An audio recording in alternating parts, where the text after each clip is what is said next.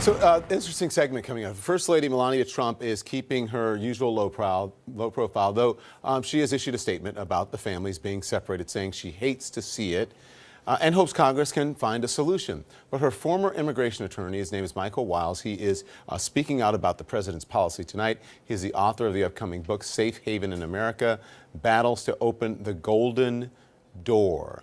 And we talked about the golden door last night. I wonder what the golden door looks like now, considering what's happening on our borders. Thank you, Mr. Wiles. Thank you for coming in. I appreciate it. So here's what you said earlier today. You called the separation of children from their parents, you said it was inhumane. You said it was reminiscent of Nazi Germany, of slave trade.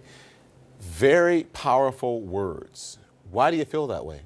First, thank you for having me. Absolutely. First time on your show, and I'm a big fan.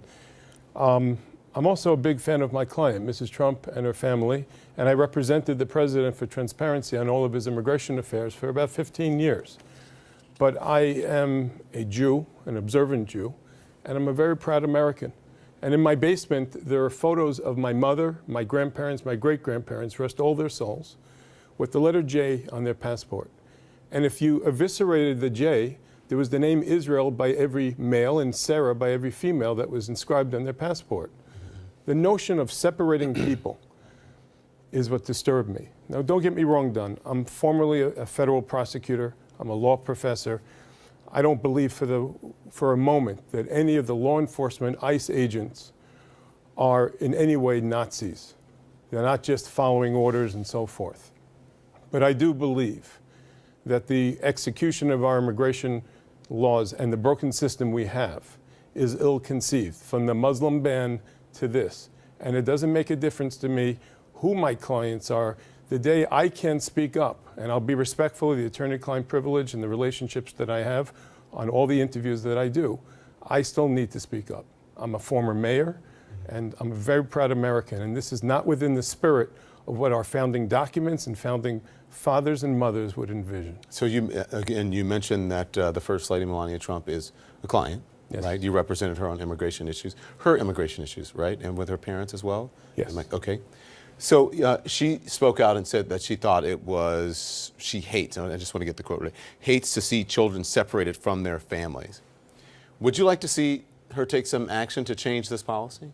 The last 5 First Ladies all came out with statements. I'd like to see our president take action. He is the only one that can take action so that the orders then would be followed, so that people can be put together in proceedings. Understand this, the act of coming into America unlawfully is a crime, but the continued presence in the United States isn't. What's more upsetting to me is the dialogue that deteriorated, the media coverage every time I'm on other networks where they have people running behind my shoulders, climbing walls, the insinuation that anybody with an accent is a potential criminal, and those words. We talked about what do you call it? Chain migration. Mm-hmm.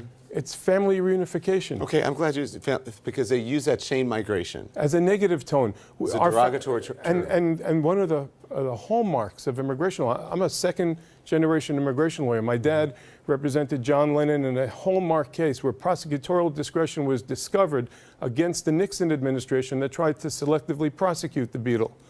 The notion that families should be torn apart, whether it's John Lennon at the time with Yoko Ono that were looking for a child that was absconded by a first marriage, or these poor children. We have to get our act together. Our children are watching us. When we fought pirates in the high seas, we didn't throw out the very culture of our community. No reason ISIS and the war on terrorism should allow the dialogue to deteriorate further. Okay, a couple things, because it mentioned families, nor the First Lady's family being torn apart, because didn't her family come over on what they call chain migration or family reunification? The parents are permanent residents. Again, I am guarded by the attorney-client privilege. It has been reported that they've applied for citizenship. It is the normal course of events for people to get a visa, to attempt to get permanent residence, green cards, and then to go for citizenship, the golden grail. And those golden doors need to be hinged open to anybody who comes in lawfully or qualifies based on a family or an employment derivative. So let me ask you then, in the process that you have just described, is that family reunification? I think so, don't you? Okay, and I think you just answered my question. Yeah, and you want to know something? I'll do it again, Yeah. and I'll do it tomorrow, and I'll do it as, you know, I'll do it for people in provocative ways. And our office right now, and we're in several states, you know, we're in overdrive because of the challenges that are going on here. And I have to tell you that the First Lady and her family are, how should I say this? They're elegant, they're impressed with quality, and they're getting this thing right. And I just want to read, if I can. Before you read that, yeah. and I'll let you finish. As far as you can answer, did the First Lady do everything by the book, as you know, when it comes to absolutely. immigration? I told her when I met with her, if she hadn't, I couldn't be there for her. As a loyal Democrat, number one, I'm a former mayor, and number two, I wasn't going to advocate if I thought somebody broke the law across the line. Okay. I then physically went through all the papers, and she was pristine, and her parents and sister, all by the book. All right. Thank you for answering that. Pleasure. What did you want to read? Just, Mrs. Trump was kind enough, and I have a blurb and so forth, but I want to read something from the former Chief Rabbi, Lord Sachs. Only once does the Hebrew Bible command us to love our neighbor, yet on 36 times it commands us to love the stranger. A neighbor is one we love because he or she is like us. A stranger is one we are taught to love precisely because he or she is not like us. Throughout this book, Michael shows his love of the stranger and his passion for opening the doors of America to the world. And this is from the First Lady? No, this is from Lord Jonathan Sachs, the former Chief Rabbi, who is also a client of our office. I thought that she also gave a blurb. She put that blurb, and that was part of it. But she did give a blurb, and she supports your book. Right, but the bottom line is, our doors need to be hinged open. We have these foreign students that are onboarding into the workforce. We need to not shoot ourselves in the foot.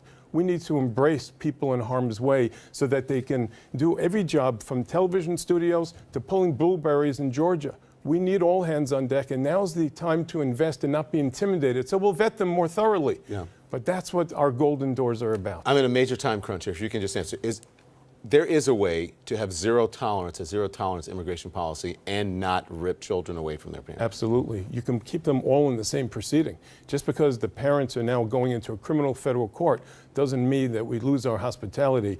Back to the Bible. Abraham greets strangers. He just was circumcised. Mm-hmm. He washes their feet.